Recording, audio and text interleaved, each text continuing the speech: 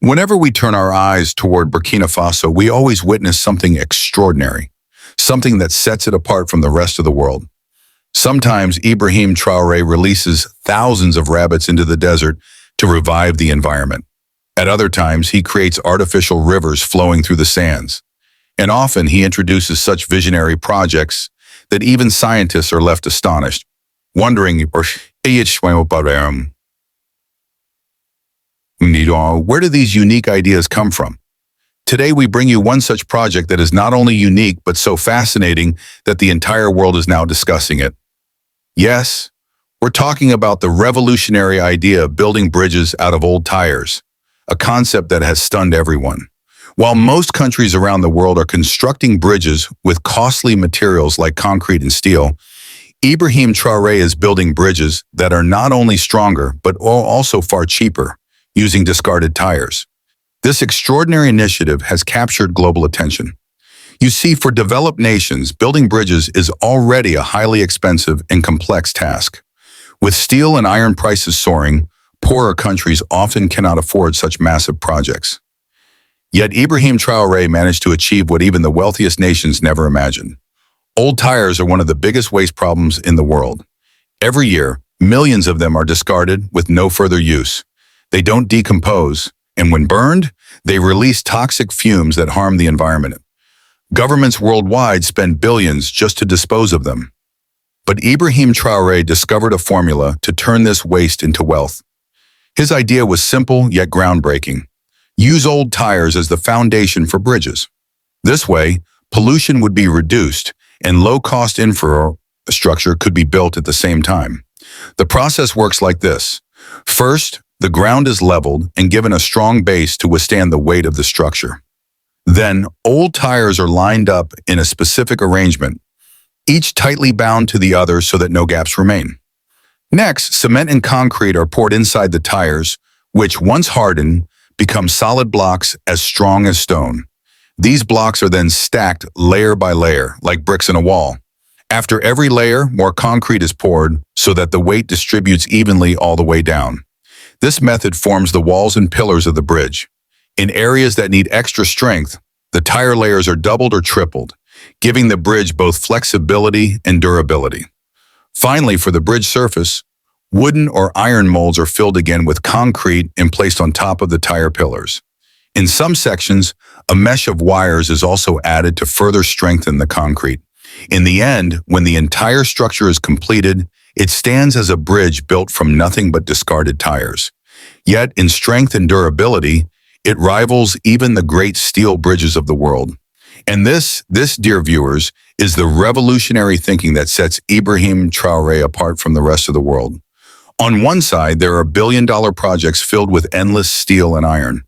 On the other side, there is Burkina Faso, astonishing the world by using recycled materials. Friends, this bridge is not just being built to connect one road to another. It is being built to ignite a revolution. With its completion, faraway villages will finally be linked to the cities. Farmers will be able to transport their crops to the markets more easily. Children will be able to attend schools. Patients will be able to reach hospitals without delay. This bridge is not merely of stones and concrete. It is a bridge of hope and life. Moreover, this project has already gained global recognition. Universities are conducting research on it, and experts are calling it a groundbreaking model of eco-friendly development. Many countries are now considering adopting this technology. Because if the world takes this path, millions of tires that are thrown away each year could instead be used to build bridges, roads, and other infrastructure. This would not only protect the environment, but also reduce developmental costs by a huge margin. Another crucial aspect is the opportunity it provides to the youth of Burkina Faso. Where once poor children and laborers picked up discarded tires just to earn a meal, today those same children and workers are proudly collecting tires to help build a bridge that will change their nation's destiny. In this way, the project is not only reducing poverty, but also restoring dignity to lives once forgotten. Ibrahim Traore's vision is crystal clear. He says, if we follow others, we will always remain behind. We must carve our own path.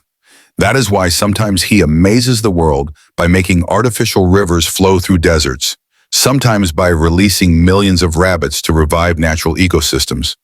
And now, by building bridges out of tires to show that progress is not the privilege of rich nations alone. Before this, Ibrahim had already pioneered roads made of recycled tires, which are still functioning with great success. In fact, this model has been so effective that even a country as powerful as China is now copying it. In the beginning, when Ibrahim Traore announced that old tires would be ground and used to create new types of roads, global experts dismissed it as a madman's dream. They said rubber could never withstand road conditions, that it would wear out quickly or be destroyed by rain and heat. But Ibrahim paid no attention to these criticisms. Instead, he placed his trust in his team and his people. By processing the old tires in modern machines, they created a compound that, when mixed with tar and gravel, produced roads far stronger and more flexible than ever before.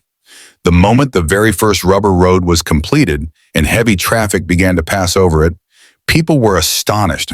Compared to normal roads, this one was far more durable. Where other roads would crack and crumble after a heavy rain, this rubber road stood firm, unchanged, unbroken.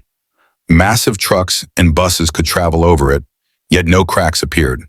Not only that, but the noise of vehicle tires was reduced because the rubber absorbed the shocks. This meant less fuel consumption and a far more comfortable journey for passengers. That was the moment when international experts began to acknowledge that this model truly worked. China immediately sent its research teams to study these rubber roads in Burkina Faso. After examining them closely, they began to build roads in their own major cities using the same method.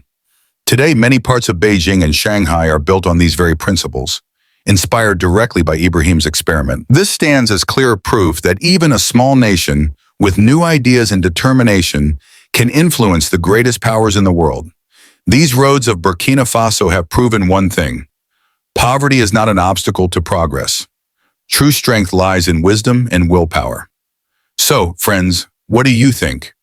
Can roads and bridges built from tires truly change the future of the world? Should other countries adopt this model too? Or will it remain a unique identity of Burkina Faso alone? Do share your valuable thoughts with us in the comments. And if you enjoyed this video, don't forget to like and share it so that this remarkable story can reach others as well. And yes, don't forget to subscribe to the channel because we will keep bringing you more such astonishing projects and stories from around the world. Stories that will make you think deeper. Always remember, your one like and comment gives us the motivation to keep working harder.